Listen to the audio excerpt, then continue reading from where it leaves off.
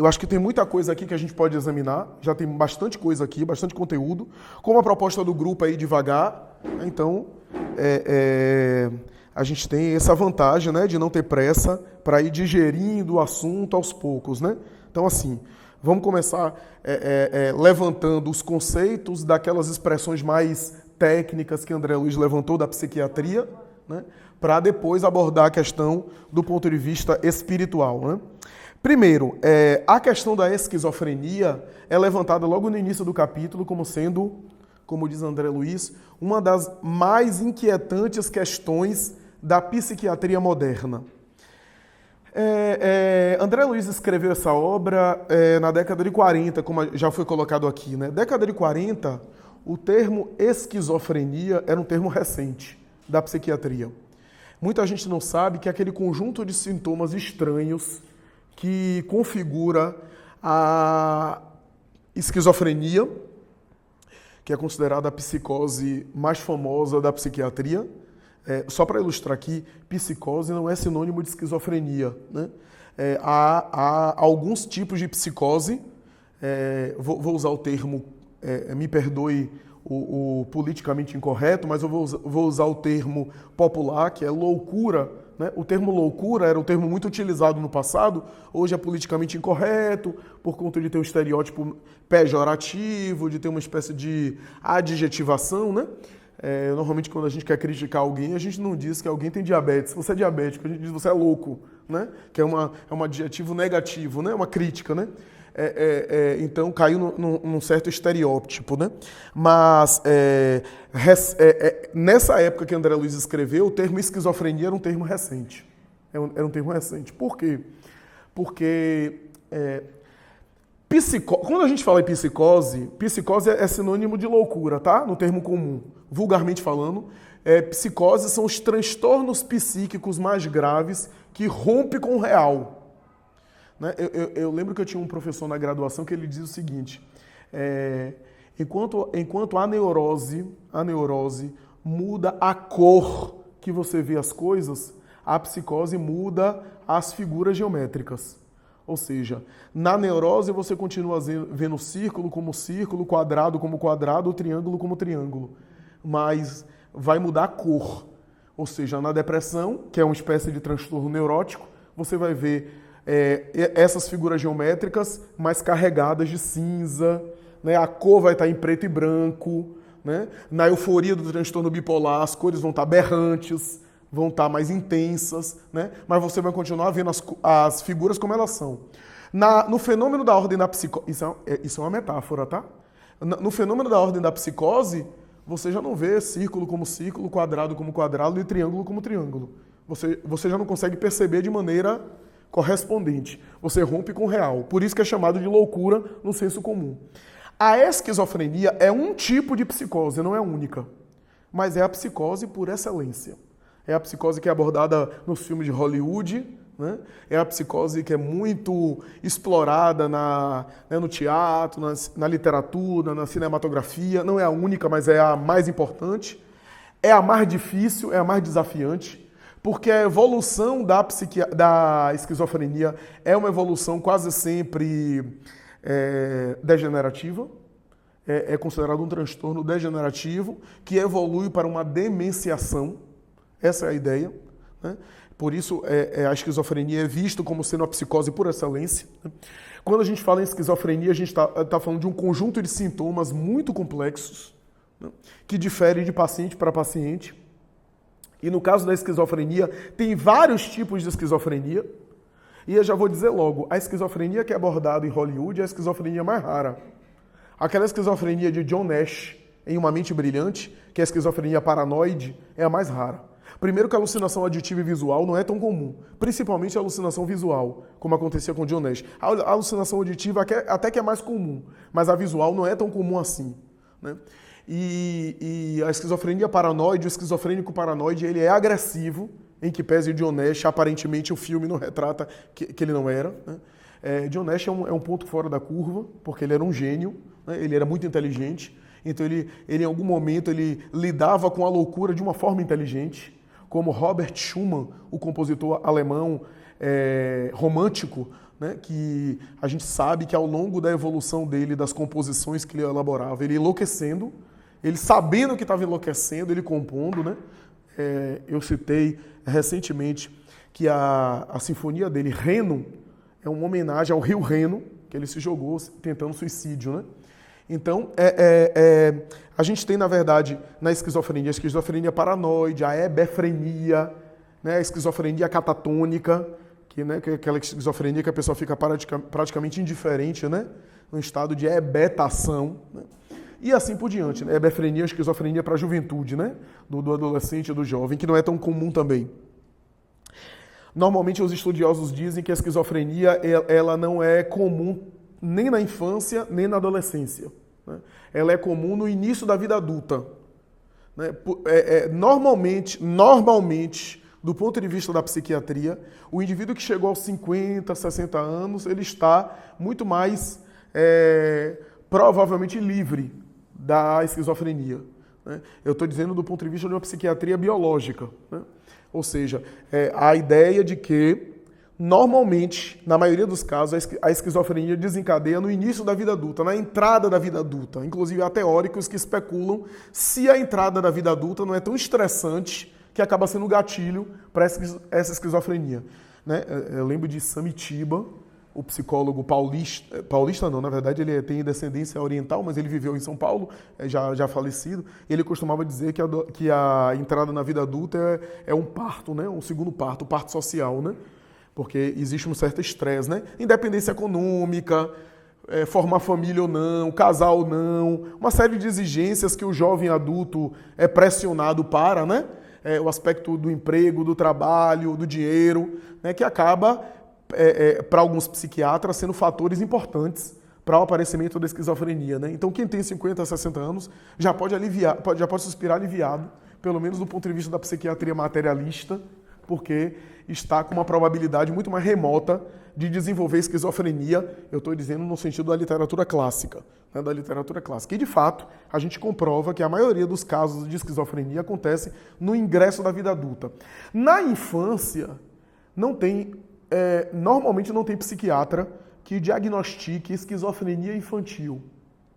Por quê?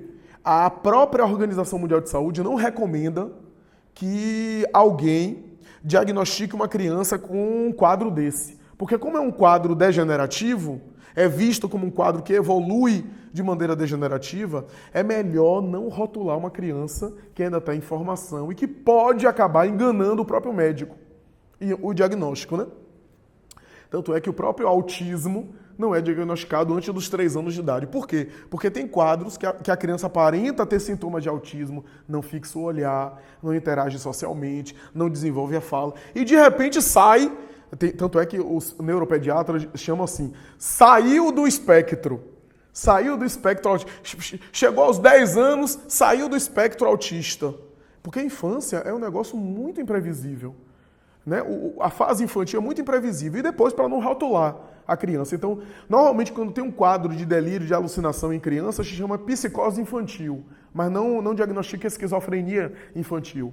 Então, a esquizofrenia normalmente é no início da vida adulta, na maioria dos casos.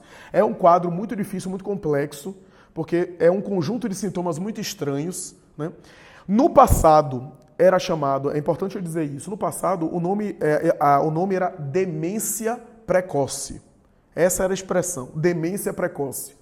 Um dos maiores nomes da psiquiatria, eu considero o maior nome da história da psiquiatria, que chama-se Emil Kraepelin, ou Emílio Kraepelin, que é um psiquiatra alemão, mais famoso do que Pinel, embora Pinel ficou muito conhecido por causa do bloco de carnaval Pinel, né? O povo diz que quando fica Pinel, né? Por conta de Philippe Pinel, que era um psiquiatra francês, mas eles eram praticamente contemporâneos, né? Mas Kraepelin me parece ser mais importante do que Pinel. Todos os manuais de diagnósticos, DSM-4, agora está no DSM-5 já, eu tenho certas críticas ao DSM-5, mas enfim, o DSM-5, o CID-10, né, e os manuais de psiquiatria, de diagnóstico de saúde mental, todos eles são baseados na literatura de Kraepelin. O próprio Freud escreve a sua obra, em alguns momentos faz elogios rasgados a Kraepelin, embora em alguns momentos eles até discordavam, porque Kraepelin tinha uma visão biológica. né? Ele estruturou a psiquiatria dele biológica, mas é impressionante que às vezes a Organização Mundial de Saúde quer inventar e quer fazer uma coisa assim diferente em algum diagnóstico de saúde mental e erra. E o texto de Kraepelin parece mais correto. É impressionante isso, como ele estava à frente do tempo dele, né? E Kraepelin, ele trabalhou muito em hospício, o termo é esse mesmo, na época era hospício, manicômio, né? Ele trabalhou muito, então ele foi a primeira pessoa, ou uma das primeiras, e a mais competente, sem dúvida, em fazer classificações de transtorno mental. Então ele classificou depressão por primeira vez, os tipos de depressão, depressão maníaca, depressão unipolar, foi ele que deu esse nome, né? A expressão transtorno afetivo bipolar veio depois, mas antes dele era psicose maníaco-depressiva. Esse nome foi Kraepelin que deu, né?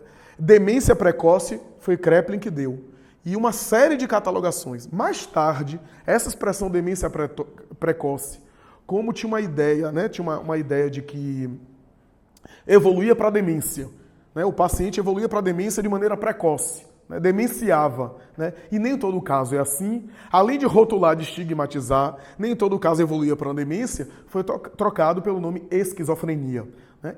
Esquizofrenia vem do grego frenos, alma, e esquizo, partida. Então a ideia da esquizofrenia é que a alma, como espelho, pense no espelho que foi quebrado em vários pedaços, a alma está partida. Ou seja, a autoimagem, o conceito, o próprio psiquismo da pessoa está partido em 1000 pedaços. Essa era a ideia. O que é que caracteriza a esquizofrenia? Caracteriza a esquizofrenia em um conjunto de sintomas muito vastos. No passado se dizia assim, o esquizofrênico não tem afeto. Não tem afeto. Hoje, essa ideia está um pouco modificada. Não é que não tem afeto. Hoje se chama que o afeto está embotado. Existe um embotamento afetivo. Esse afeto às vezes vem à tona, né? Mas não é que o indivíduo não tenha afeto, né? Então o afeto está congelado, né? Tanto é que autismo para Kraepelin e para a psiquiatria da época era como se fosse um sintoma da esquizofrenia. Olha que coisa curiosa. Era como se o esquizofrênico fosse evoluindo para um autismo, né? O autismo é um dos sintomas da esquizofrenia. Depois se separou e percebeu que autismo é um transtorno do desenvolvimento infantil e esquizofrenia era outra coisa, né? Mas o que é que caracteriza a esquizofrenia? Embotamento afetivo, prejuízo na interação social, o indivíduo interage socialmente de maneira complicada, de maneira esquisita e até bizarra, se comunica de maneira bizarra, de maneira esquisita, né? E, claro, às vezes alucinação e quase sempre com delírio. Além de algumas perturbações, né? Que tem a ver com alteração do juízo, alteração da senso-percepção e alteração da realidade, né? Então tem algumas manifestações dessa natureza que tem a ver com alteração da senso-percepção, ou seja, o indivíduo tem uma sensação gástrica e ele interpreta como sendo, sei lá, um bicho à noite comeu meu fígado e eu estou com o resto do fígado aqui e me implantaram um chip aqui atrás e alguém está me monitorando com isso. Então, existe isso. Mas os sintomas mais conhecidos da esquizofrenia, que Hollywood aborda muito, é alucinação e delírio. São coisas diferentes. A alucinação tem a ver com eu ver ou eu ouvir alguma coisa que não está no ambiente, né? Eu não estou entrando aqui no caso mediúnico, não, tá? No processo mediúnico que pode ocorrer também. Estou falando de alucinação mesmo. Porque esses transtornos mentais têm alucinação mesmo, que não é mediúnico. Existem perturbações da mente que não são necessariamente espíritos. Então, o que é que significa aqui alucinação? É essa percepção. Então, eu estou ouvindo coisas que ninguém está ouvindo aqui, alucinação. Eu vejo coisas que ninguém está vendo, alucinação. O que é delírio? Delírio é o seguinte, delírio, eu estou ouvindo as coisas como estão, eu estou percebendo as coisas como estão, mas eu interpreto de uma maneira distorcida. Então, por exemplo, eu vejo o Paulo Patrício aqui com o celular e eu começo a interpretar que ali é uma arma e que ele vai me matar. Esse é um exemplo de delírio muito comum, né? Os delírios mais comuns são delírios de perseguição, vai me matar, vai me estuprar, etc. Ou delírios que é chamado delírios de grandeza, né? Ou seja, eu sou amiguinho de Ivete Sangalo, eu sou conhecido dos famosos, né? Eu sou importante, os políticos todos em Brasília me conhecem, eu nem sei se isso é bom, mas enfim, me conhecem. Então, é essa a ideia, né? Tem um autor que discorda dizendo que todo delírio é de grandeza, porque se eu sou perseguido e querem me matar é porque eu me acho importante, né? Eu me valorizo tanto, eu acho muito importante que alguém está me perseguindo para me matar, né? No fundo, há uma questão egóica aí muito forte, né? Mesmo quando é na perseguição, né? Mas tem esses delírios bizarros, do tipo comer o meu fígado, eu estou sem fígado aqui, por isso eu estou sentindo um vazio, né? Além das alterações sexuais, sociais, que às vezes acontecem, né? Então é um transtorno muito estranho, muito difícil. Quem deu o nome esquizofrenia foi o psiquiatra Eugênio Bleuler. Bleuler, que trabalhou num manicômio de psiquiatria, ele deu esse nome, fez um ensaio sobre esquizofrenia, e aí se tornou o nome esquizofrenia muito popular. Detalhe, Bleuler foi o professor de Carl Gustav Jung em um manicômio, né? Jung, inclusive, tomou aulas direta com ele, né? Só que aqui a gente já entra no tema. Por quê? Porque quando o André Luiz diz assim, somos, contudo, forçados a reconhecer que a psicologia ocupa a melhor posição, por escalpelar o problema nas adjacências das causas profundas, ao passo que a fisiologia analisa os efeitos e procura remediá-los na superfície. Isso daqui é uma coisa ainda para o futuro. Se você falar isso na academia de psiquiatria, você vai ser ridicularizado. Porque ainda há uma tendência forte na medicina, na psiquiatria e na própria psicologia, na área da psicopatologia, quando examina esses quadros de transtorno, há uma tendência forte de entender esses transtornos com a base biológica. Alguma alteração cerebral, alguma alteração endocrínica, ou alguma situação, algum evento, por exemplo, um traumatismo craniano, que às vezes a pessoa desenvolve uma loucura, né? Dizer que a psicologia tem uma importância maior, ou seja, a dimensão psíquica tem uma importância maior, parece estranho. Mas eu vou chegar lá, o que é que o André Luiz está falando aqui, que aqui é uma contribuição importantíssima, que a doutrina espírita coloca, que Joana de Ângeles, em algumas obras dela, volta a esse assunto, dizer que o aspecto psicológico é importante, que se você for falar para psiquiatras, isso daqui parece loucura. Porque o psiquiatra vai dizer o seguinte, olha, Flávio, psiquiatria, esquizofrenia é uma questão que já estava, de repente, no programa genético da pessoa, já havia uma tendência. Tudo bem, deve ter acontecido alguns eventos estressores sociais, mas a pessoa já trazia aquilo, e aí, em determinada fase, aquilo desencadeou. É uma questão biológica mesmo e tem que entrar com medicação. Quem tem que entrar com medicação, não há dúvida, nos quadros de esquizofrenia. Mas aqui André Luiz está trazendo a dimensão psíquica como sendo algo mais importante, porque a dimensão fisiológica é efeito, é consequência. E a gente vai examinar aqui. Eu achei interessante André Luiz dizer que, ao examinar o cérebro e a mente do paciente, no íntimo, a zona mental se assemelhava a uma fornalha ardente. Aqui eu vou começar a entrar numa questão que é delicada, que é importante. André Luiz está trazendo aqui, vai trazer mais tarde, Joana de Ângeles também traz na obra. Filomeno de Miranda também traz na obra dele, inclusive ele ilustra com alguns casos, que há esquizofrenia que são desenvolvidas no campo físico, no mundo material, a depender do estilo de vida do indivíduo. Independente se o indivíduo traz a tendência ou não, porque às vezes a gente traz as tendências, as cargas kármicas do passado espiritual, mas a depender do tipo de vida que você leva aqui, da mesma forma que o tipo de vida você leva aqui, você pode desenvolver uma depressão, não há dúvida disso.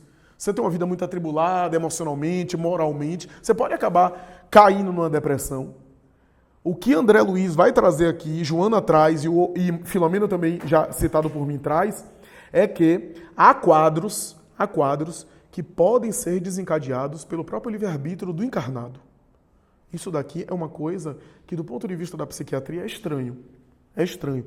Filomeno de Miranda, na obra Loucura e Obsessão, tem 2 casos que ele ilustra e que ele demonstra que o tipo de vida que o sujeito levou acabou empurrando ele para um processo dessa natureza, de psicose. Ideias fixas, obsessões, relações conturbadas, conflitos de toda sorte. Mais tarde, a apelação para substâncias químicas. A gente sabe que, às vezes, droga pode gerar um transtorno, né? E desencadeado nessa existência mesmo. É claro que há alguns casos de esquizofrenia que, se a gente for examinar a história do paciente, a gente vai ver, não, ele não teve uma vida assim, que chame a atenção, aparentemente parece que ele levou uma vida, e que parece, de fato, que ele já trazia uma coisa do passado, e chegou um momento da vida dele e aquilo eclodiu.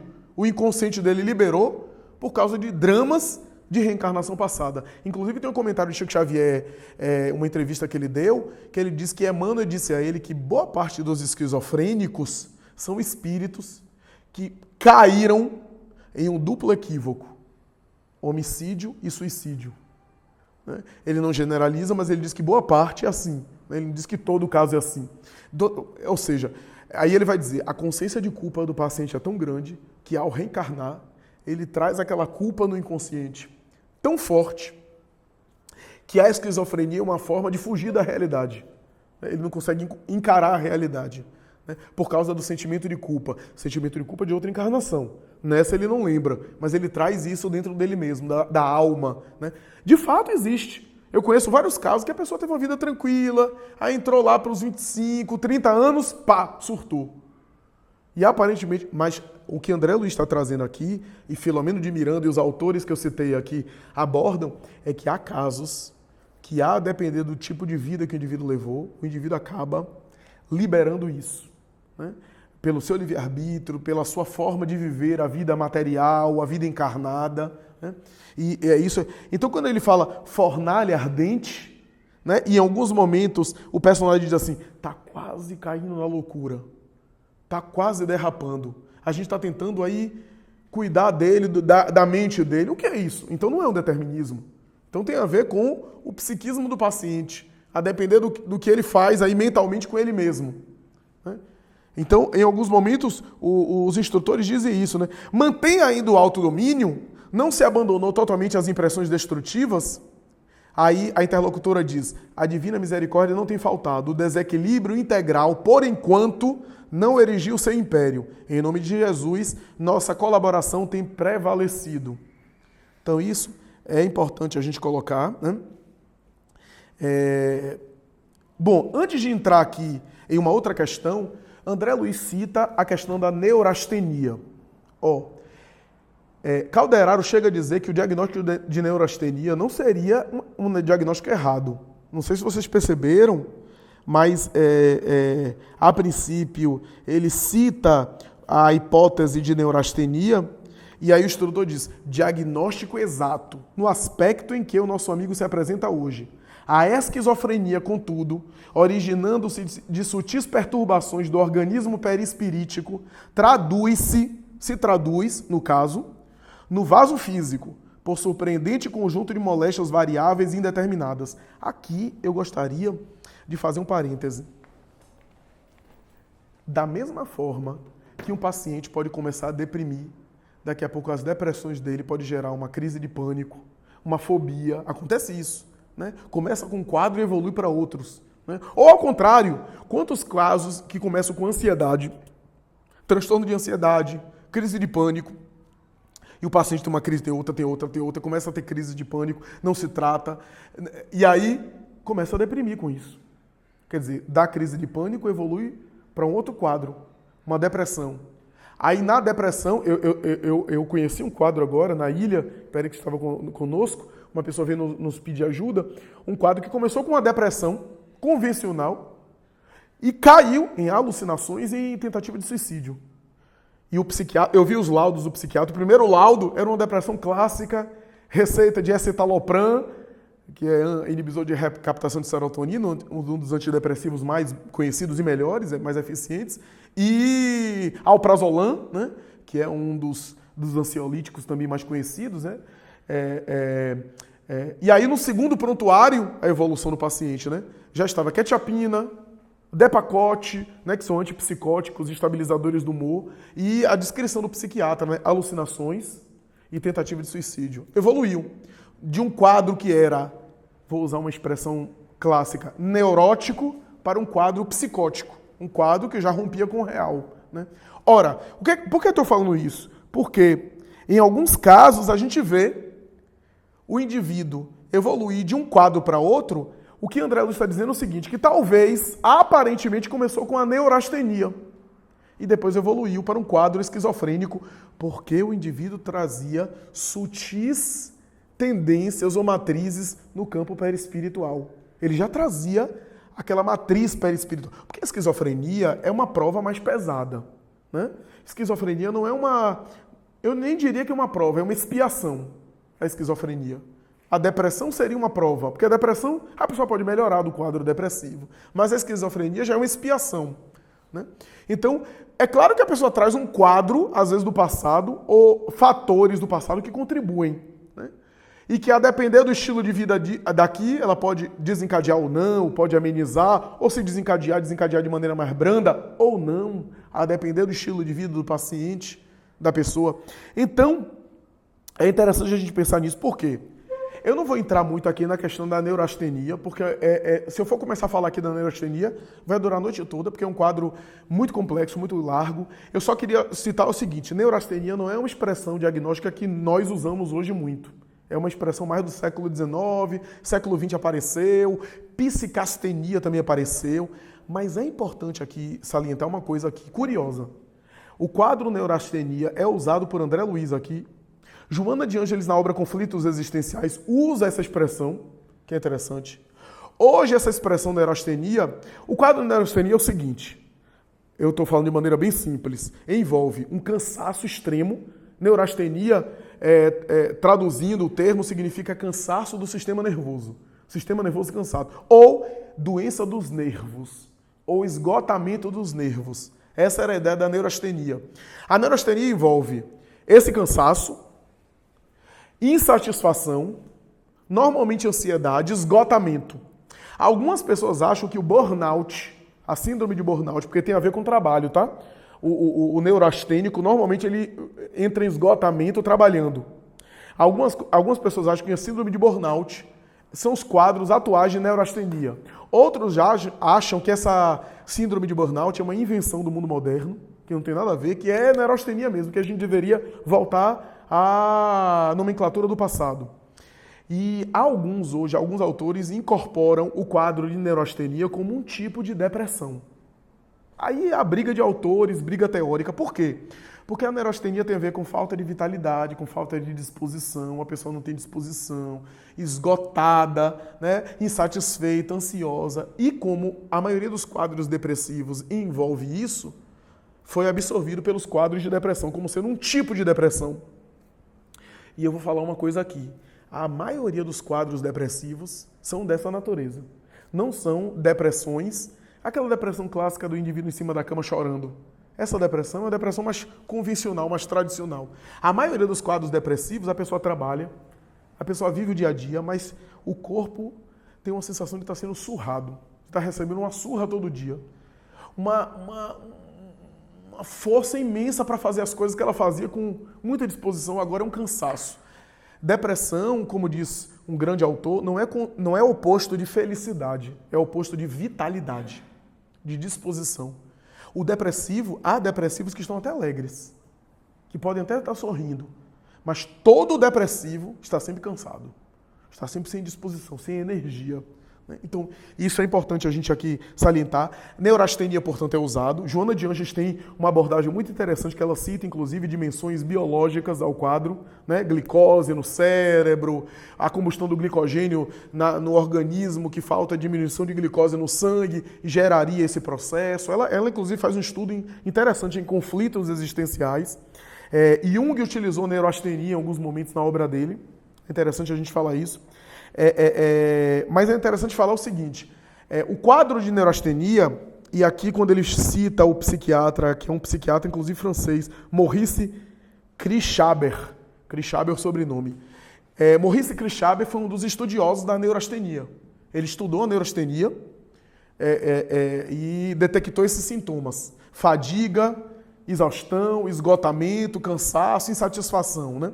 É importante a gente salientar que hoje a psiquiatria quase não usa essa expressão e está usando aí depressão, né? Está englobando como um tipo de depressão. O que eu acho interessante aqui a gente colocar é o seguinte: André Luiz está dizendo, de uma outra forma, está sugerindo que o quadro esquizofrênico parece ter começado com sintomas de neurastenia. A neurastenia envolve irritabilidade. Então o indivíduo está cansado, insatisfeito, esgotado e irritado. Joana vai dizer o seguinte: o que é que diferencia um quadro neurastênico de um quadro neurótico convencional como de depressão? Ela vai dizer que a neurastenia quase sempre tem uma dimensão orgânica, tem alguma repercussão no corpo. Tanto é que ela chama organoneuróticos, um quadro organoneurótico.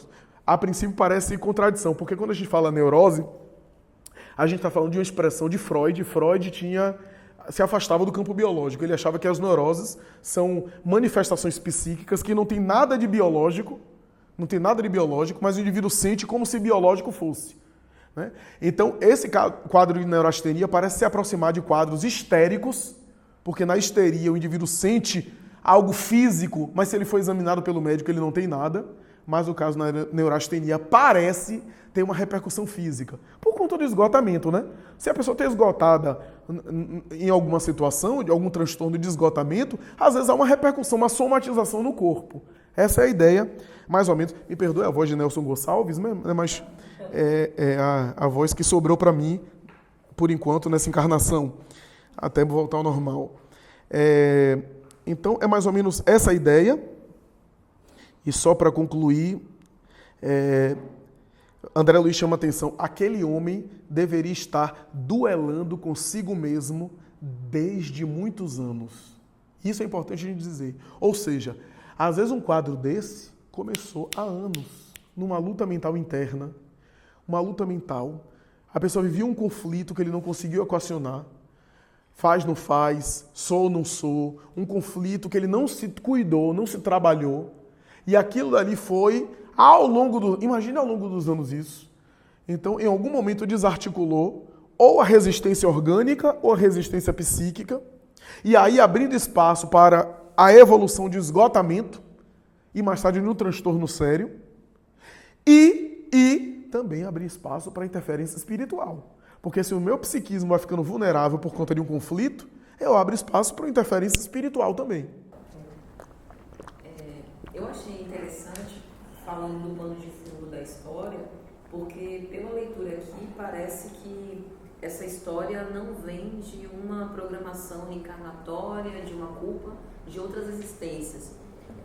A gente não pode inferir, mas pode ser, como em uma família organizada ao acaso, que esses familiares que estão protagonizando aqui essa família já teriam relações de outras vidas, mas a princípio o problema surge na existência atual, né? Quando ele era mais jovem, por uma partilha na herança, que o genitor coloca ele como protetor dos irmãos e na verdade ele acaba abandonando, né? O que eu achei interessante nessa parte é que ele diz assim: o ancião e os jovens pareciam revoltados contra ele, acusando, nomeavam-no com descaridosas designações. E logo em seguida ele fala: desejava se desfazer-se do pretérito, pagaria pelo esquecimento a qualquer preço, ansiava de fugir a si próprio, mas em vão. Isso é interessante, porque a gente não desmerece nem desconsidera a força da vontade para que o espírito possa transformar as suas más inclinações e progredir. Mas a gente também não pode contrariar a lei de causa e efeito, né? Kardec, na obra O Céu e o Inferno, quando ele fala do Código Penal da Vida Futura, ele diz que a gente obrigatoriamente, pela justiça divina, tem que passar por 3 etapas: arrependimento, expiação e reparação. Então eu não posso querer me parar sem justiça expiar. E o que eu achei interessante disso é que essa culpa atormentadora, tanto ela gera essas repercussões físicas, né, como o Flávio bem expôs, da desarticulação do psiquismo, quanto ela, como se fosse um imã, te deixa preso naquela situação, né, e você não consegue se deslindar disso. Uma outra coisa que eu achei interessante, que está na página seguinte, é que ele fala assim: o enfermo levantou-se de súbito, como se houvera repentinamente enlouquecido, dando a entender aqui que é um ataque de nervos, né? E essa história me fez lembrar de renúncia, porque em renúncia a gente teve um drama similar com Suzana Davenport. Ela arquitetou a falsa morte de Madalena Villamil, né? E ela teve todas as repercussões. Eu não sei dizer se é uma esquizofrenia, mas ela ficou louca, próximo do fim da vida. A própria Alcione cuidou dela, né, quando foi trabalhar na casa do pai, por conta dessa consciência de culpa que a atormentou. E ali é tipo isso, pelo menos com os dados que a gente tem. Foi um drama cultivado naquela existência, de uma forma parecida. Aqui foi pela cupidez de ter o recurso monetário e ela foi por uma, não sei se esse é o termo correto, mas por uma psicose afetiva, né? Em relação a Ciro.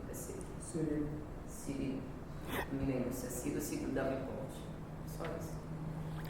Muito bem, muito bom exemplo, é um dos exemplos. Aliás, a obra de Emmanuel tem alguns exemplos de loucura desencadeado pelo tipo de vida, né? E quase sempre é interessante isso, eu não vou me alongar muito para dar espaço para todo mundo, mas é quase sempre motivado por escândalos provocados por difamação e por calúnia, né?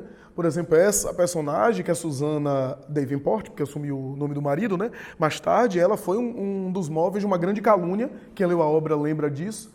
A gente vê isso em outras personagens de há 2000 anos, 50 anos depois também, em função desse tipo de conduta, né? Imagine eu caluniar alguém, né? Eu enxovalhar alguém, passar a vida inteira com aquilo na cabeça, ninguém sabe, mas eu sei a verdade, e lá na frente eu não aguentar, né, e enlouquecer, o que aconteceu com Susana Davenport, né? Então, um bom exemplo dado, né, nesse sentido. Hoje a gente estava assistindo uma palestra do médico, que eu não lembro mais o nome, do Hospital Espírita, né, André Luiz. E aí ele relata um fato, um caso de uma esquizofrenia infantil, né, de uma criança que, a partir da 6ª série, começou a romper com a realidade. E hoje ele já é um adulto de 50 e poucos anos, mas nunca mais saiu do hospital, né? Ele ficou... E aí eles fazem um estudo porque eles começaram a ver casos de esquizofrenia de pessoas que tinham ligação com o passado, em vidas passadas, né, com o nazismo. E aí cai naquela história que você falou dos homicídios, né, suicídios e tal. E aí a própria criança que estava sendo investigada, ela tinha brincadeiras com explosivos, dizia que a bomba ia explodir e tal, e chamava o general fulano de tal, o coronel tal, que ninguém sabia quem era, né, nas brincadeiras dele.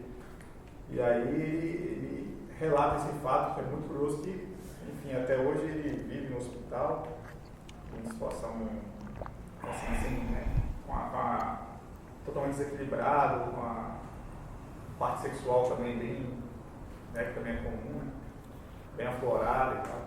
Enfim, foi um caso bastante curioso. E essa relação, né, que eles estão pegando atualmente, vários casos de esquizofrenia com pessoas que tiveram ligação com o nazismo, né? E os médicos relatam, eu nem sabia que existia esse hospital, mas tem uma ficha de acompanhamento do paciente, né, em que as reuniões mediúnicas relatam o que aquele paciente era, para os médicos poderem trabalhar melhor. Ele fala que ele tinha ligação com o nazismo, que em outras encarnações ele era romano, que mandava matar várias pessoas também e tal.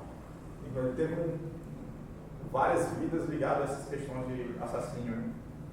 E aí comprova realmente aquelas teses que eu estava falando no começo. Só isso. Bacana.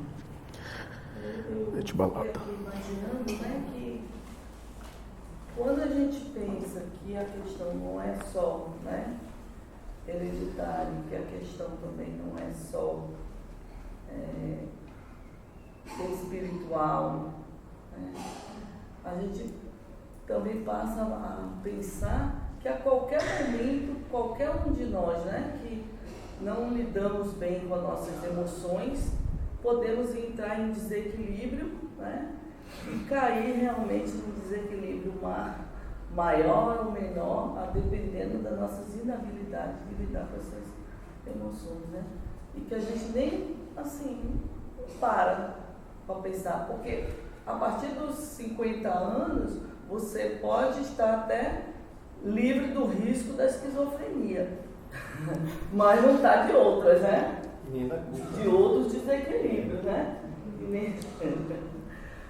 Até a depressão está aí para provar, né? Que hoje os idosos são bastante depressivos, né? E se você for acompanhar um idoso num asilo, ele vai estar, e você vai ouvir aquelas histórias, por que ele se encontra depressivo, aí você vai ver, né? Abandono do filho, é tudo uma história realmente ligado à questão da culpa e da falta de condição de lidar com essas emoções.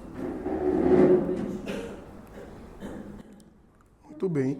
E é isso mesmo. Eu acho que esse é o mote, né, do capítulo. Essa ideia da ênfase do psicológico é um pouco disso, né? Ou seja, o que eu quero dizer, de outra forma, assim, apesar do processo esquizofrênico ter uma carga pesada de raiz espiritual, ou seja, não é qualquer coisa que vai gerar uma esquizofrenia do ponto de vista espiritual que eu me refiro, né? Porque traduz, é o resultado de débitos muito pesados, mas nenhum de nós está livre de enlouquecer.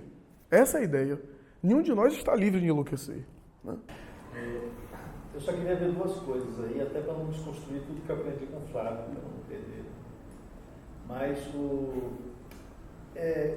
nesse caso aí, ocorre bem interessante, a Patrícia já abordou isso e o Flávio também, agora, que é essa questão de que não se trata de uma tradicional obsessão, não é um elemento externo. O conflito está sendo travado na mente dele, né?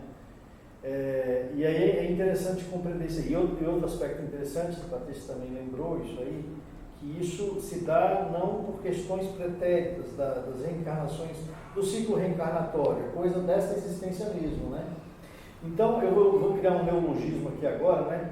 Compreender como é que o indivíduo espiritual cria esse inculpamento, né? Como é que ele se inculpa, né? Porque ele está com os conflitos dele ali, que ele cometeu os erros dele. Patrícia deu o briefing do problema em si, né? Mas, ou seja, ele não tem nenhum obsessor ali travando uma batalha com ele, como a gente vê na maioria dos casos, como a gente viu em outros casos nesse próprio livro, né? Em capítulos anteriores. Isso é muito interessante porque, veja, Flávio falou, a condição psicológica dele, essa briga interna dele, abre brecha para um ataque obsessor e tal. Mas veja, vamos refletir assim, será que de repente ele não precisa do obsessor? Porque não é isso que acontece, esse magnetismo, essa sintonia que se dá com aquelas pessoas, com aqueles indivíduos espirituais que você falhou, seja lá, se ele esteja encarnado ou desencarnado, mas essa atração que você cria por ele, porque você tem essa necessidade que ele venha. E aí, viajando nessa ideia, de repente não é um benefício do ponto de vista psicológico que ele tem o obsessor, porque às vezes parece uma briga muito mais intensa, muito mais insana, quando ele briga consigo próprio. Quando a gente vê a construção do indivíduo que chega à condição de ovoide, né? O ovoide em si, vai se ver que é um processo dele com ele mesmo, né? Eu vou usar novamente esse termo que eu acabei de inventar, o inculpamento. Ele vai se inculpando, né? Vai se inculpando e chega no processo que irradia consigo próprio e adota uma forma, né, completamente disforme perispirítica, né? Perispirítica. Então, ou seja, de repente o obsessor é até uma bênção, né? Porque ele tem alguém externo para degladiar, para, né, rebater os conflitos dele, para trabalhar os conflitos dele. Enquanto é ele com ele, parece um processo meio que insano. A reação que ele tem quando a amorosa mulher vem lhe servir um repasto, uma comida, preocupada com ele não se alimenta, é interessante, até pela descrição que o Flávio deu do quadro, que é o seguinte: você vê que o nervosismo dele ocorre porque quando a esposa vem e chama ele para se alimentar, ele volta à realidade, ele passa a ter um novo contato com a realidade real, né? Tira ele lá do mundo de conflitos que ele estava vivendo. E aquilo para ele é terrível, porque volta toda a carga, né, de lembrança que ele tem, de culpabilidade que ele carrega, né? Os conflitos dele voltam todos, e aí ele fica estressado. E aí, né, repele a mulher, maltrata a mulher, mas é exatamente esse chamamento para a vida real, né? E quando, na verdade, a psicologia do espírito quer o quê? Quer fuga da realidade, que a realidade maltrata, incomoda, ela é muito hostil dele para com ele mesmo, né? Então, aí ele vai para o mundo de sofrimento dele, que fica mais confortável do que viver a vida real. Aí a esposa, não quer comer não, Jorge? Aí pronto, ele se abala completamente, entendeu? Então isso é interessante e coaduna com o que você vinha falando, né? Eu queria agora dar só uma mudada de chave desse raciocínio, porque quando você descreveu aí o processo da psicose, e você citou que quando o indivíduo vai assumindo a vida adulta, é mais comum de se dar o fenômeno, de se dar o processo, né? E Betinha falou aqui, usou o termo gatilho, mas, na verdade, após o nascimento do indivíduo, ele vai sofrendo determinados processos em que ele vai se encontrando com o arcabouço espiritual dele, gradativamente. Alguns ficam para ele retomar em outras reencarnações e alguns eles recebem. Mas já sabemos, pelo menos se eu estiver errado me corrija, as emoções, os sentimentos, todos eles às vezes vêm junto, né? Às vezes ele não tem as habilidades, as lembranças nítidas, mas às vezes muitas das emoções ele traz com ele. Então, se a gente imaginar que aos 8 anos começa o processo dele assumir me ajude aí, gente, se puder me ajudar. Ele começa a assumir a condição de espírito que vai terminar lá para os 16 anos. Na vida adulta é quando ele enfrenta a realidade mesmo de quem ele é. É quando ele está pleno. E aí pode ser o gatilho, Flávio, dele abrir a porteira aí dessa vazão de emoções para encaixar né? Ou seja, ele não vai saber lidar com aquilo, não está preparado, é um espírito que não está preparado para aquilo. Às vezes a condição de criação dele, de vida que ele levou até então, não deu para ele um alicerce para que ele saiba lidar com aquilo, nem religioso, nem moral, nem espiritual, né? E nasceu muito paparicado e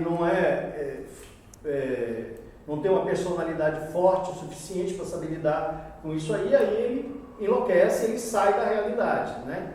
Então é uma pergunta que eu queria te fazer, se não seria possível que o gatilho fosse exatamente essa choque de realidade dele estar realmente tendo consciência, não é consciência, o acesso ao inconsciente do arcabouço de problemas, de conflitos que ele tem, né? Eu acho, Paulo, que esse raciocínio é justamente o ponto que explica esse aparecimento de alguns transtornos esquizofrênicos que não dá para ser explicado na encarnação atual, né?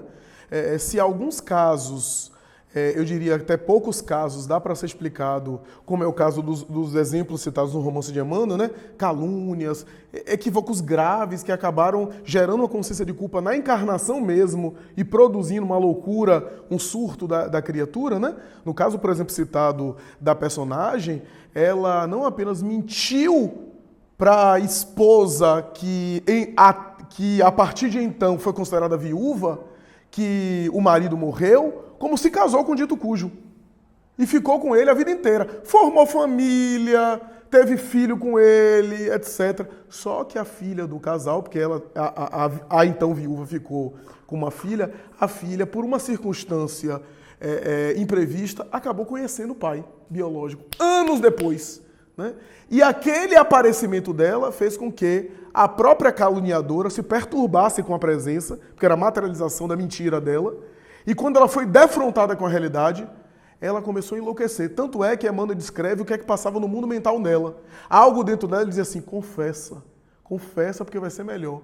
Porque se você não confessar, a coisa vai ficar pior para você. E ela começa a confessar.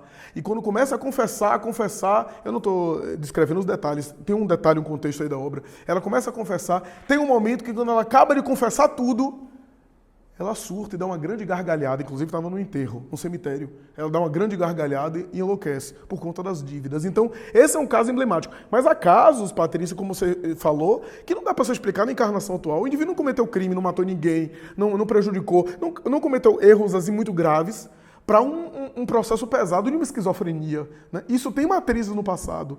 Aí entra o que você está falando, né? Talvez essas matrizes, esses conteúdos venham à tona, né? O despertar do indivíduo, o gatilho, né? Eu acho que você narrou muito bem, né? Inclusive no primeiro momento da sua fala. Porque a gente vai ver nas próximas leituras que esse caso é um caso incurável. Do ponto de vista técnico, psiquiatricamente, os psiquiatras consideram a esquizofrenia como incurável, né? Como não tem nem no jeito, tem tratamento. Hoje em dia tem tratamento, o paciente já fica até relativamente normal, mas é uma doença incurável. O instrutor vai falar para André Luiz, olha, cura ele não vai ter. Na medicina, ele é considerado um paciente crônico que não tem jeito. Para nós, é um irmão que está se reabilitando. Olha só a visão espiritual. Porque a visão espiritual, Emmanuel Consolador vai dizer isso, né? Emmanuel Consolador vai dizer que às vezes a doença é justamente o começo da cura para o espírito. Para a gente, a doença incurável é porque parece que não tem jeito. Mas para o mundo espiritual, aquela doença às vezes já é o começo da cura.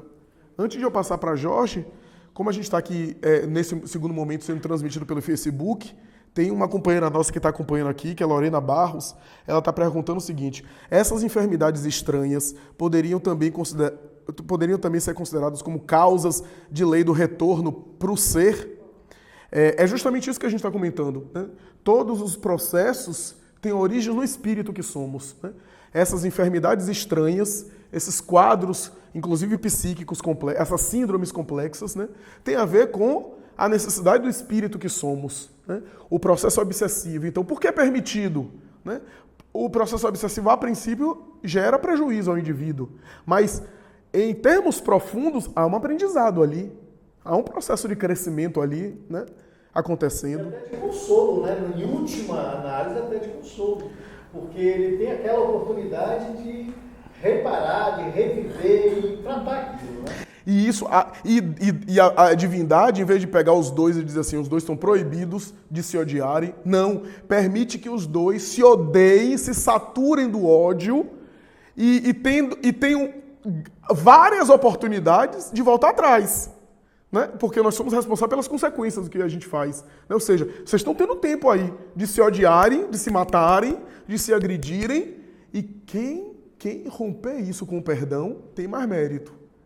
Quem der o primeiro passo de agir de maneira diferente vai ter um mérito maior, né? Então a divindade dá tempo aos indivíduos para se recuperarem antes que a expiação chegue. Beleza, legal esse tema, hein? Eu acabei não lendo, estava sobre spoiler, mas o que eu ouvi de vocês aqui, assim, o que eu estou pensando é que, mesmo que no capítulo, né, não faça referência a, obviamente, outras encarnações, alguma problemática que traz, mas nós sabemos que não há como você ter, principalmente, essas questões tão importantes para o ser, né, para o espírito, tanto do lado positivo, né, como das questões das problemáticas, das doenças psicológicas, e como não ter relação com outras vidas, como você não trazer questões de outras vidas, né? As encarnações são solidárias.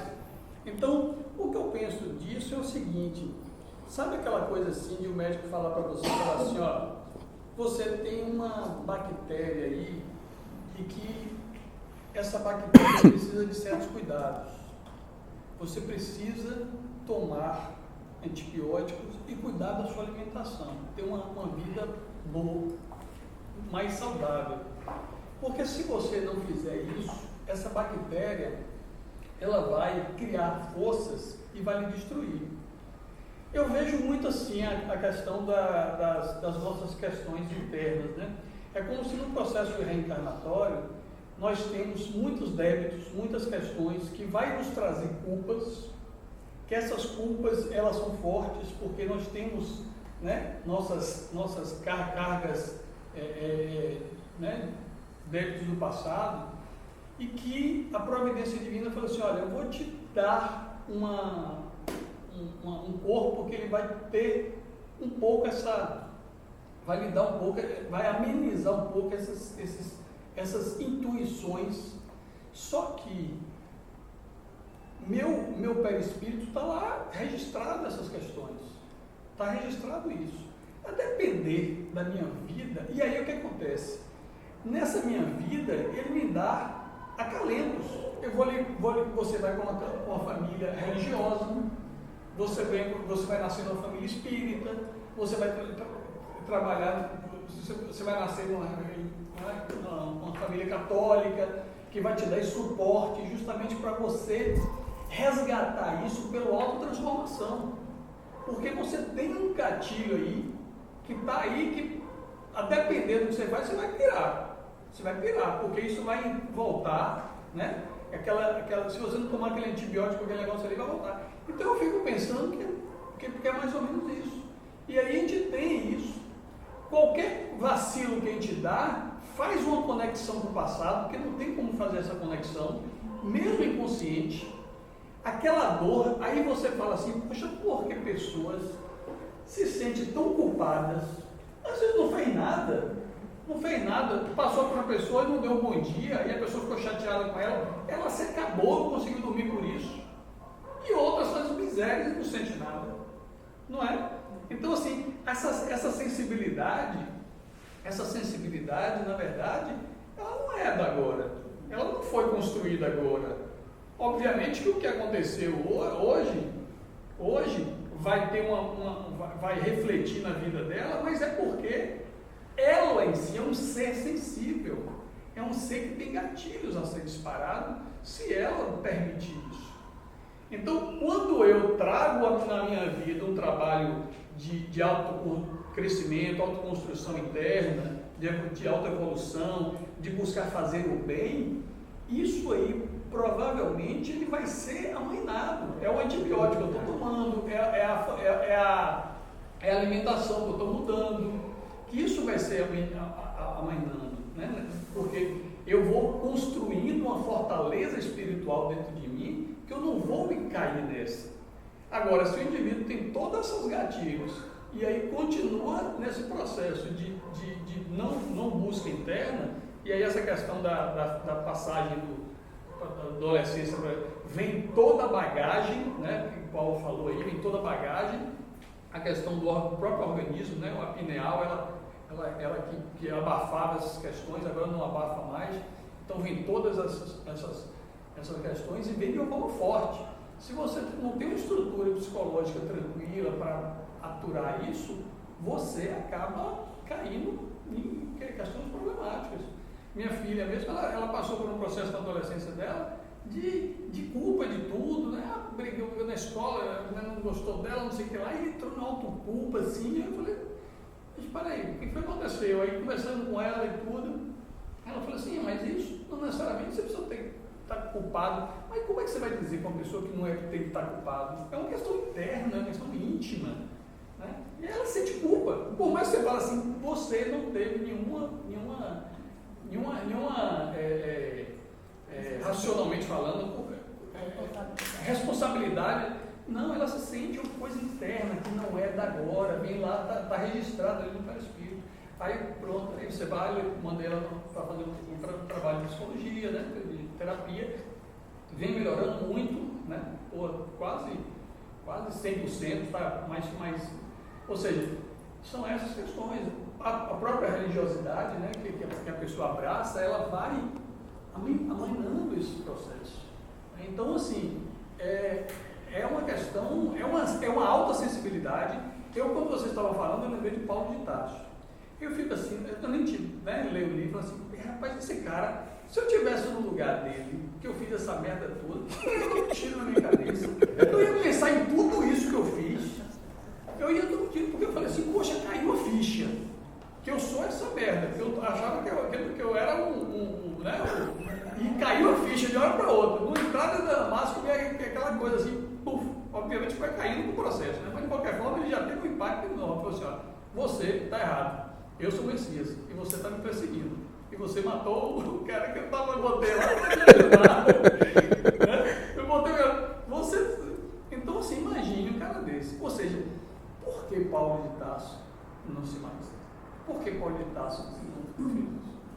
É porque o espírito que ele além de ter né, de ter todo esse processo de culpa, porque ele mostra essa questão da culpa também, ele mostra muito isso. Mostra, não de uma forma tão louca, mas ele mostra, só que ele pegou, quando ele viu que ele estava com aquela bactéria, ele pegou e tomou todos os antibióticos e praticamente fez todo o trabalho de alimentação boa. Ele abafou todo o mal com amor, né? O amor libera, né, multidão de pecados. Ele fez o processo de transformação, porque também se ele não fizesse, provavelmente ele estava na zona dos suicidas. Ele não aguentava um negócio desse. Você vê o que aconteceu com Judas, né? Exato. Judas foi uma coisa também, mas ele não aguentou. Então, assim, eu vejo muito isso, assim, que você precisa se fortalecer por um inimigo que é você mesmo. Não tem inimigo. Essa questão Exatamente. do obsessor é tudo consequência. Ele não tem que trabalhar o obsessor. Eu acho que não tem que ver o obsessor. É tudo consequência. Eu me lembrei aqui de uma coisa. Eu lembrei de uma fala histórica. Eu posso citar porque já passou, está no passado, mas uma fala histórica de um político brasileiro conhecido, que foi inclusive o delator do Mensalão, lá atrás, e ele conversava com então o ministro da Casa Civil na época. Isso ficou viralizado na internet, porque ele diz assim, eu tenho muito medo de Vossa Excelência. Eu tenho muito medo. Sabe por quê? Porque Vossa Excelência desperta em mim os instintos mais primitivos. Ora, a gente sabe que Bob Jefferson, ele tinha uma oratória, e tem uma oratória muito boa, né? Mas eu acho que essa fala tem um cunho de verdade. Eu tenho medo do que você provoca em mim, porque eu tenho medo de mim mesmo, do que eu posso fazer e eu posso acabar com minha vida. Né? Ou seja, o inimigo não é o outro, sou eu. O que é que eu posso fazer com que o outro provoque em mim? Né? Então, eu acho que tem isso, né? E eu acho que a obra Paulo Estevão tem a ver com essa luta de autocontrole. Porque a estrada de Damasco foi o momento mais desagradável. Não foi um momento bom, foi um momento de dizer assim, tudo que eu fiz estava errado. Né? E não há nada pior do que isso, do que perceber que estava errado. Né? A estrada de Damasco não foi um momento de iluminação, ele continuava sendo o mesmo orgulhoso, o mesmo temperamento forte, né? O mesmo temperamento áspero. Em alguns momentos ele meteu os pés pelas mãos, em alguns momentos ele foi ríspido com Barnabé, ele errou a mão com Pedro, né? Mas ele foi se burilando ao longo dos anos, né? Com Tiago, né? Ele foi se burilando ao longo dos anos e eu acho que ele tinha uma virtude, né, tanto de enfrentar essa coisa da culpa. Né? Alguns estudiosos da obra de Paulo, inclusive Humberto Roden, tem uma obra sobre Paulo de Tarso, que especula que essa exultação dele no momento das pedradas era, na verdade, masoquismo psicológico, que era desvio psíquico, por conta das culpas tão grandes que ele festejava as pedradas. Pode até ser, mas existe uma diferença muito grande no masoquismo, no sentido né, de uma patologia psíquica, né, do indivíduo se comprazer na dor, e o indivíduo está festejando por estar se sublimando, por estar crescendo, por estar realizando um ato de renúncia, por estar, como Francisco de Assis, né? Cada dor que ele experimentava era uma lição de amor para os outros. Né? Existe uma linha muito sutil que não é fácil de delimitar uma coisa da outra. Né? Eu acho que Paulo de Tarso e a experiência do apóstolo Paulo é uma experiência interessante no sentido de que, como ele lutou com essa culpa, porque em alguns momentos o remorso rondava nele. Né? O remorso ficava em volta dele. Né? A gente conversou, e acho que Paulo de Tarso a gente conversaria aqui. Eu estava na casa de Jorge com os amigos aqui esses dias, né? E eu quase não ia para o ferryboat, porque já era quase de madrugada, 1h30 da manhã, e eu lá na casa dele, e a gente conversamos sobre Paulo Estevão, né? E eu acho que esse episódio de ele, quando ele volta para a Igreja do Caminho, depois de ele ser abandonado por todo mundo, esse é um dos momentos emblemáticos para mim, que quando ele chega na Igreja do Caminho, na Casa do Caminho, e tem Simão Pedro lá e os apóstolos, e ele simplesmente chega para Simão Pedro e pede a cama onde Estevão esteve dormindo. E aí Pedro disse, não, eu não vou dar sua cama não, eu vou dar o evangelho que ele lia. E traz as anotações. Esse é um dos momentos, para mim, máximo da obra, porque ele, diz Emmanuel, ele passa a noite em claro, lendo o texto de Mateus, de Levi, que foi usado por Gesiel, e vendo as anotações dele. E diz Emmanuel, em alguns momentos ele viu o nome da irmã, Abigail, escrito no texto. Entre lágrimas, ele consultava os versículos ali. Quer dizer, qualquer pessoa, convencionalmente, ia querer se afastar dessas lembranças que causavam remorso. Ele que matou não apenas uma, mas ele é responsável pela morte da outra. Né? Ele era responsável pela morte dos dois. Né? Qualquer uma pessoa, e ele tinha essa coisa de enfrentar essas culpas. Né? Eu acho que essa coisa do enfrentamento das culpas também é muito importante. Né? Assumir os próprios equívocos, mas não se fixar no remorso. Flávio, só para não comentar, só para eu passar.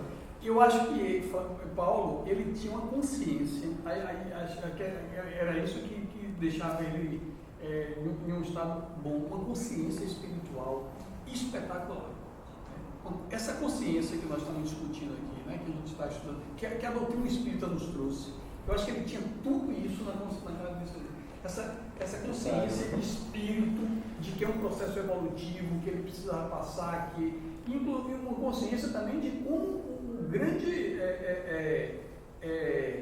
vamos dizer assim, discípulo de Jesus, porque isso foi falado para ele, ou seja, ele tinha essa força espiritual, foi por isso que ele não caiu.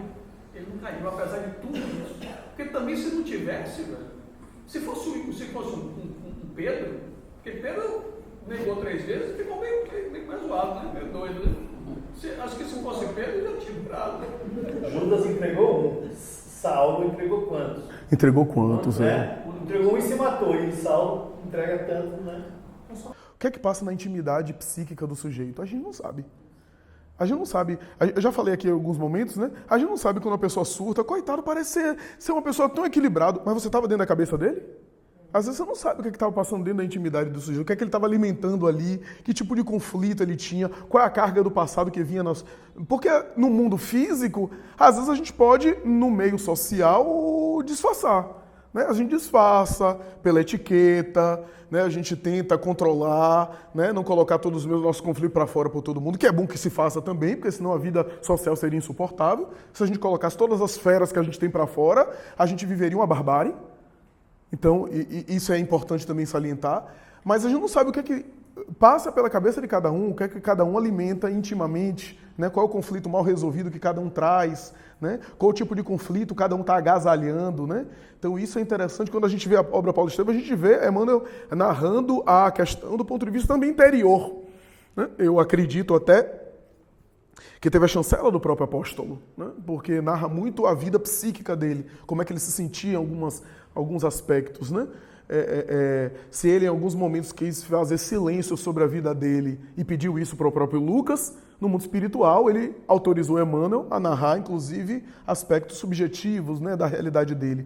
O que de alguma forma indica um pouco disso para a gente. Eu não vou conseguir lembrar aqui de cor, mas o capítulo que eu citei, Conflitos Existenciais de Neurastenia, de Joana de Ângeles, quando examina a neurastenia, em algum momento vai dizer assim, que o foco está no cansaço, na exaustão, e na relação que o indivíduo tem com o trabalho. Aí Joana faz uma colocação que eu acho super inteligente. Ela fala assim, é óbvio que não se trata apenas de um trabalho que é desgastante e que leva o indivíduo à exaustão. Porque às vezes outro sujeito, realizando o mesmo tipo de tarefa laboral, fica muito bem, até muito satisfeito. Porque eu, com a mesma carga de... Eu não estou falando aqui de trabalho que é exaustivo mesmo, que é exploração, excesso de trabalho. Eu estou falando de um trabalho convencional. Porque um indivíduo, naquela execução daquela atividade laboral, vive estourado e outro não. Porque alguém se esgota dos nervos e aquela outra pessoa desempenhando a mesma tarefa não. E aí Joana vai dizer que o espírito traz a culpa dentro dele, ligada à extorsão de outras vidas, na área do trabalho, inclusive. E essa culpa fica dentro dele em forma de insatisfação, gerando, às vezes, a enfermidade. Né? Ou seja, sentimentos de culpa que aparecem, principalmente esses sentimentos, Jorge exemplificou com a filha dele, mas muitos de nós guardamos isso, já é uma pista, 2 pistas, aliás. De um lado, a pista de um passado nosso. Porque, por exemplo, quando a gente tem muita tendência a se sentir culpado, né? Eu encosto nela aqui e já me sinto culpado. Não é o que eu fiz a ela, mas às vezes isso daqui remete a outras coisas que eu nem sei que está guardado. Né? Às vezes eu tenho uma carga ainda mal resolvida de tal forma que qualquer coisa aqui, até um tom de voz que eu mude, eu me sinto muito arrependido, muito culpado, não pela atitude, mas porque faz reverberar os clichês do inconsciente. É a mesma coisa do indivíduo que, num lugar desse, fecha as portas, ele começa a gritar por claustrofobia, porque libera os clichês, de repente, de uma morte violenta dentro do caixão, né, asfixiado dentro do túmulo. Aquele trauma ficou que, às vezes, aquele clichê é acessado. Da mesma forma, às vezes, essa culpa que a gente tem a ver com isso. Mas, do outro lado, tem a ver também com amadurecimento psíquico. Né? Porque Quem de nós não tem um passado obscuro em algum momento da nossa evolução espiritual? Quem de nós? Essa tendência a despertar para as responsabilidades, a princípio em forma de culpa, já é algum tipo de maturidade. Ainda que a culpa não seja nociva, né, já é algum tipo de maturidade, né, eu me senti culpado de. Né, porque em algum momento evolutivo da nossa história, a gente não se sentia culpa de nada. Né, não tinha sensibilidade para nada nesse sentido. Né? Então, você está falando dos transtornos de personalidade? Não, eu nem entrei. Em relação aos transtornos de personalidade, eu não pensei especificamente no transtorno de personalidade não, mas você pensou o quê? Qual foi a... Que a culpa, há um gatilho tênue entre gerar um transtorno psiquiátrico grave e essa sensibilização, suscetibilização que Jorge falou, por uma má conduta de fazer com que isso gere emoções ruins, você desencadeia um transtorno de personalidade, ou seja, colocou o seu modo de proceder. Entendi. É interessante. Transtorno de personalidade é um tema muito interessante que a gente pode até abordar aqui, porque inclusive é um aspecto enigmático da psiquiatria, né? Tanto é que não há tratamento psiquiátrico para transtorno de personalidade. Medicação para transtorno de personalidade é só para amenizar sintomas de insônia, de depressão e de ansiedade. Transtorno de personalidade, tecnicamente, é tratado com psicoterapia. Talvez seja o único quadro que somente é tratado com psicoterapia. Outros quadros, às vezes, só medicação ou medicação com psicoterapia. Mas transtorno de personalidade não tem medicação, não tem farmacologia específica. Transtorno de personalidade é uma coisa que academicamente não se conhece muito. Né? A gente tem um monte de transtorno de personalidade, do histriônico ao antissocial. Né? Lembram do psicopata, o indivíduo insensível, que machuca os outros, que destrói? Hoje é chamado antissocial, né? Que é sociopata também, psicopata. Hoje é transtorno de personalidade antissocial, que é uma configuração. Né? Dentro desse espectro tem vários. Tem o antissocial, tem o histriônico, tem o dependente, tem o esquiva, tem o borderline, o limítrofe, e assim por diante. Então tem um espectro grande. Tem um transtorno obsessivo-compulsivo, de personalidade obsessivo-compulsivo, que é diferente do TOC convencional. Então tem uma série de transtornos aí que não tem uma cura específica, né? Mas que parece ter raízes também de vidas passadas, de existências passadas. Certamente tem uma reminiscência do passado, alguma marca de reencarnações passadas, cujo transtorno é uma espécie de sofrimento e ao mesmo tempo resgate do paciente. O paciente é convidado para melhorar com aquilo, né? Às vezes não melhora. Por exemplo, o antissocial, ele pode, com o transtorno de personalidade antissocial, melhorar ou pode piorar. O esquizoafetivo, ele pode aprender com a experiência e ser sensível com os outros. Parêntese, eu sei que está sendo gravado ao vivo, mas é um parêntese porque é uma opinião de um autor. Há um autor que considera João Gilberto, um dos pais da Bossa Nova, portador de transtorno esquizoafetivo, por conta da dificuldade dele de se socializar e de interagir com o próximo. Né? Eu não sei até que ponto isso tem uma confirmação médica, não vou entrar na polêmica nesse sentido, mas se for, ele de alguma forma utilizou isso para sensibilizar os outros através da sua mensagem musical, né? Do que ser uma pessoa totalmente aversiva ao meio social, em que pese algumas características dele ser consideradas excêntricas, né? Pelo menos segundo a mídia, o que a mídia coloca. Né?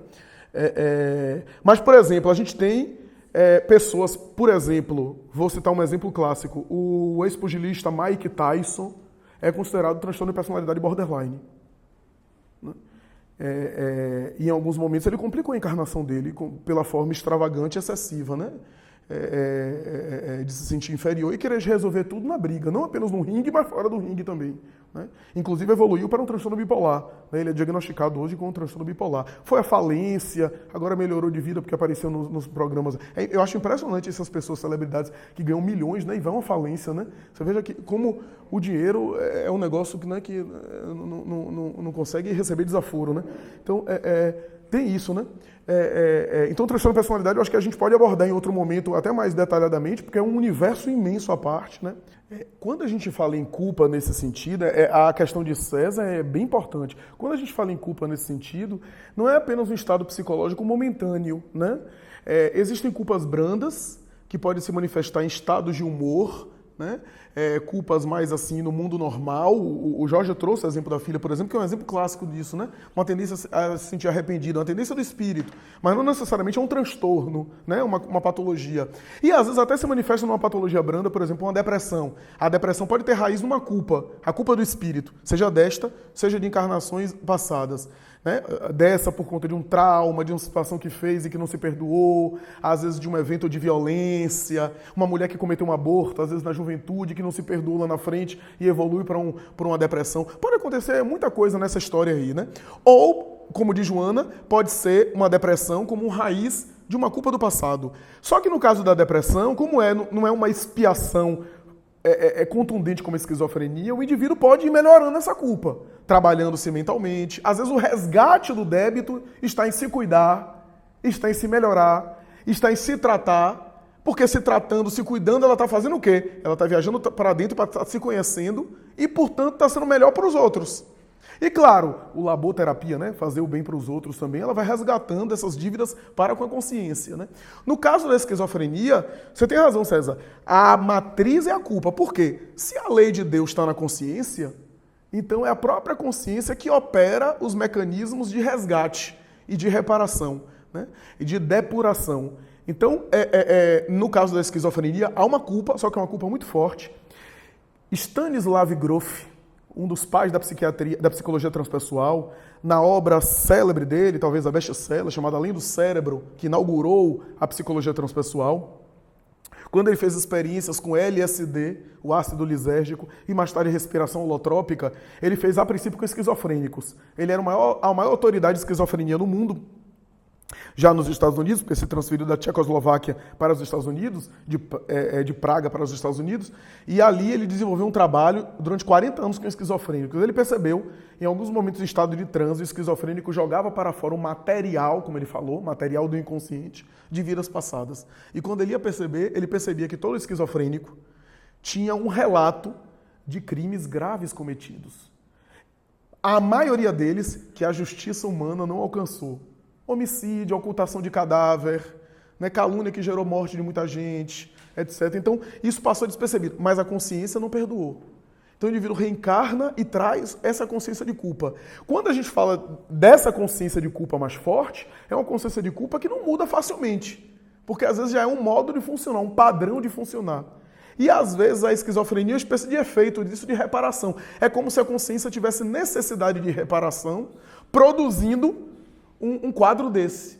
E isso, a culpa pode nos ajudar a amadurecer ou pode nos prejudicar muito, a depender de como a gente lida com a culpa. É claro que eu não estou fazendo apologia aqui de culpa, mas quem interessa sobre o assunto, leia Queda e a Ascensão Psicológica, que é um capítulo de Amor Imbatível Amor, de Joana de Ângeles. O início do capítulo se chama Queda e Ascensão Psicológica, que ela faz um estudo sobre a culpa. E ela conclui dizendo que, apesar de ser negativa, a culpa é imprescindível para ter surgido a sociedade. Para ter surgido a sociedade. Porque se não fosse a culpa, a gente não ia parar para dizer assim, poxa, o outro é o outro e eu sou eu. A gente só ia pensar na gente. A culpa foi esse despertar inicial da consciência, embora de maneira dolorosa, para isso. Exatamente, para um freio, para futuramente um arrependimento e não mais um remorso negativo e mais tarde uma consciência de responsabilidade. Né? Tudo isso é evolutivo. Né? Então, só para fechar, Suzana, tem muita gente cumprimentando aqui, Jorge, Elber, tem muita gente sendo cumprimentada aqui, eu não vou conseguir dizer tudo. Léo Viana, que é um amigo da gente, colocou uma colocação aqui interessante. Né? No império da consciência, ninguém logra sucesso em dissimular as faltas cometidas, porque é lá mesmo que está escrita a lei de Deus. E quem fere uma lei divina atrai necessariamente o expediente da reparação na correção inadiável da falta cometida. Imagino que a esquizofrenia seja uma dessas ferramentas depuradoras utilizadas pela providência em favor do próprio espírito, que é um pouco do resumo do que a gente está colocando aqui, né? Raimunda Gesteira colocou: a culpa é um instrumento necessário para o autoentendimento de si mesmo. O capítulo 10 de O Evangelho segundo o Espiritismo, bem-aventurados e misericordiosos, e receberão misericórdias. Para ser misericordiosos, precisamos vencer os tormentos do ego, o julgamento do outro, trabalhar o auto-perdão. Um grande desafio. E assim por diante, né? Outras pessoas colocaram aqui, mas eu estou lendo essas duas porque acho que sintetiza um pouco os nossos... Tem gente até de Serrinha, né? O amigo aqui que grava a Semana Espírita de Serrinha, o amigo Marco Antônio, está acompanhando a gente. Então é isso, vamos encerrar, né?